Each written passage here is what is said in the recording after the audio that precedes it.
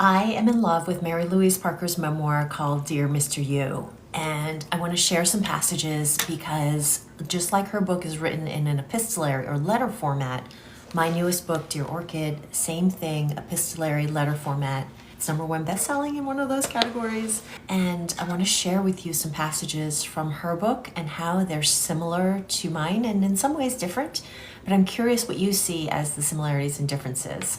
Hi, in case we haven't met, I'm author Carol Van Den Ende, author of the Goodbye Orchid series, also Dear Orchid, which just came out on Veterans Day to honor the wounded veterans that inspired my writing. But also, this particular letter or epistolary format was very much inspired by Mary-Louise Parker's memoir. And recently, I've been reading a lot of books in this epistolary or letter format, and it's a very intimate format that's told in second-person point of view, and I want to hear what you think about this. This letter from Mary-Louise Parker is called Dear Grandpa. The world is at war again. That's twice now in your lifetime.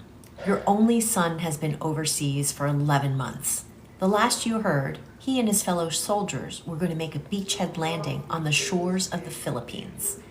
If your boy John was involved, you can bet it went off like gangbusters. He is 19 years old and remarkably good at life.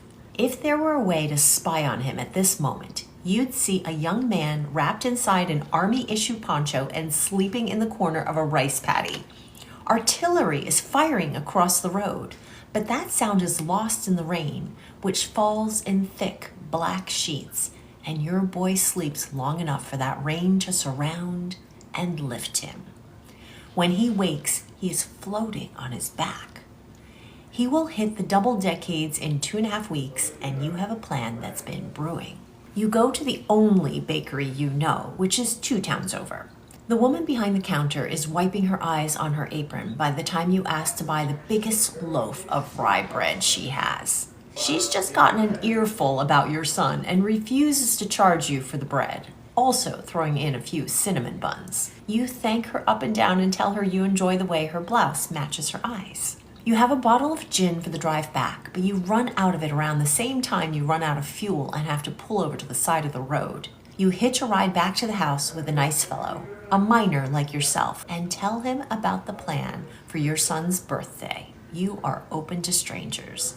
Aside from that, it's a darn good plan. And there's more. I hope you'll read Dear Mr. You. I adored that book. But I want to tell you about my own grandfather. I write to him in Dear Orchid, to Dear Literary Grandpa.